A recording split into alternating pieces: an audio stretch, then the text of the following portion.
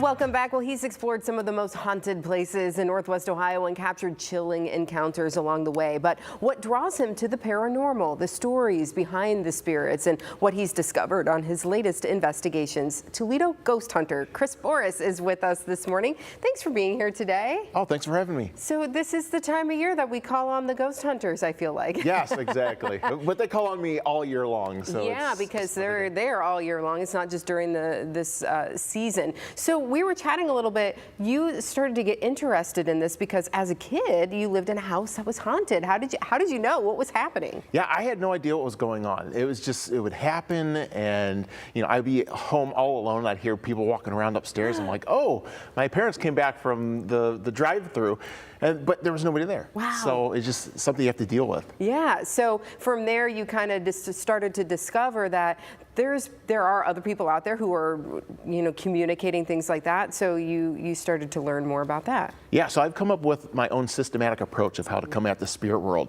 And I was able to actually start getting interviews with spirits because I want to know, what's the topography of the afterlife? What are you going through? And these are questions that other paranormal investigators really don't ask, but we have the tools to interact with them now, so why not? Let's get into it. Let's talk to them. Let's see what's going on. So we're looking at some video. I think this is of Collingwood Art Center. Yes. So is this one of the more haunted places? I was a tour guide there for like 6 years, and the most craziest things happen there. There's a nun that haunts the place. There's a couple students. There's a little boy, a little girl, just all kinds of spirits that I've interacted with personally and gotten to their history. Yeah. So what's their story? It's all in the book. It's all in the book. It's got a big, huge chapter because, like I said, I put my best stories into this book. There's something even dark, demonic there because in the 1980s the place was abandoned. A bunch of people broke in. They were scrawling pentagrams on the ground, doing all kinds of rituals and things, and it brought in a lot of stuff that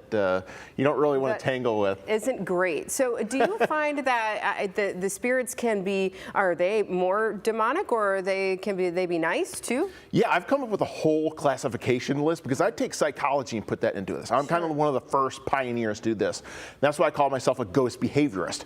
So I've come up with 7 different classifications for a spirit based on their mindset. So yeah, you do have the ones that are very kind, just have unfinished business, or want to help, or they're stuck, or they're spiraling out of control. Then we get into the darker stuff. Yeah, that you don't want to mess with, as you said.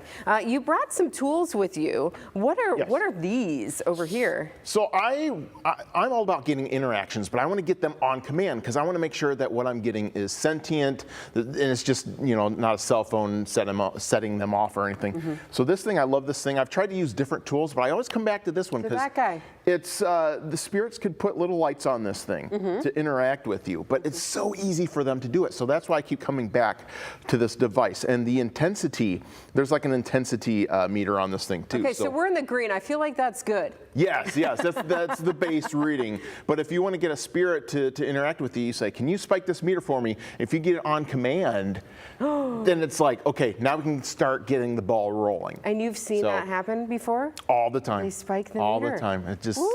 Okay, interesting. And then that's when you can start communicating, or? Yeah, and you got to calibrate. I ask the same question 2 different ways just to make sure I'm talking to something, because I want to be taken seriously. I don't want to be like, oh, he's just, whatever. But I've ended up getting 90-minute interactions with spirits. Wow. I kid you not. Like it breaks the mold. It does. And when you start doing that, you start figuring out, okay, what are you scared of the afterlife? What is the afterlife like? Do you retain your memories? And it's just amazing when you start going down those conversational threads. And now you have that knowledge. So earlier at the beginning of the show, these monitors turned off. Uh-oh. And then they came back on, and then they turned off again. Are there signs out there that you could look for that might be like, oh, there's a ghost in here? That's pretty cool because it seems like the work that I do, like if I do radio interviews, sometimes the phone will cut out. When I do radio interviews, sometimes I'll hear weird screeching sounds, and the engineers will come back and be like, I've never had that happen before. I don't know what is going on. I'm like, it's me. It's because I'm in the building. So I'm sorry. I'll apologize.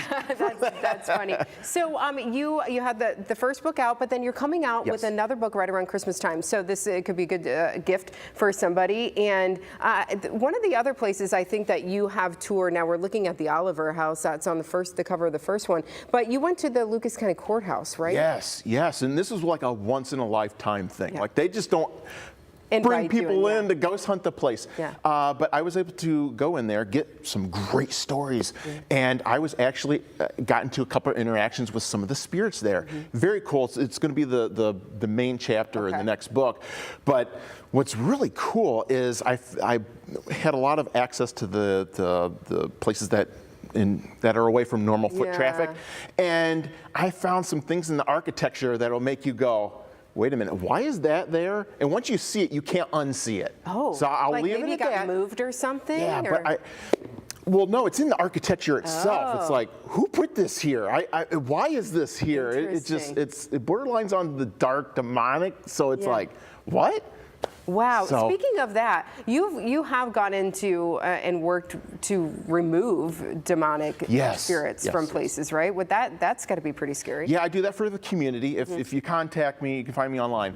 But I go into haunted locations like these. I have mothers call me. They're in tears. They're like, I can't sleep at night. These things are terrorizing my kids. So I go in. I have a systematic approach that kind of is even better than the Catholic Church, because the Catholic Church, they just push stuff out. But I remedy the situation where I kind of pin down the nasty thing and do my thing to it where it won't hurt them anymore.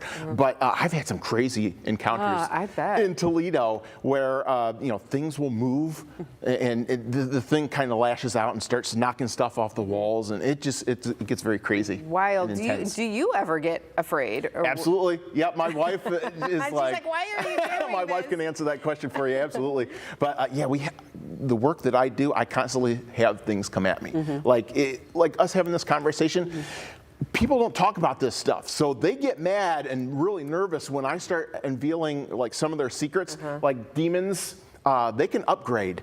Once they plant their flag in an area, they can start to level up. And that's why they can start doing things like move things around and scratching you and things like that. So when I come in, I teach people what to do to make sure spirits or demons don't get to that point. So the keys that I have, they don't like those out there. They don't like that. Okay, you're getting into their business. They don't love that. Hey, if you want a copy of either of these books, first of all, where can people get the first one? So the first one you can get it online or the local Barnes and Nobles. Okay. And this one will come out in Christmas. I'm still writing on it, still getting everything together, but it's amazing. You'll find some amazing places like the Toledo Art Museum, which crazy. I mean, who knew? Okay. But all the employees, they do have stories, and I got them for you. And you've got all the stories. Good stuff. Thank you so much for being here today. Thank you for having me. Be safe out there, okay? Oh, I will. All right. Still to come on Toledo's most local 9 a.m. show, Sweet Smells and Small Town Charm. It's almost time for the Grand Rapids Apple Butter Festival. What you can expect this weekend when Good Day continues.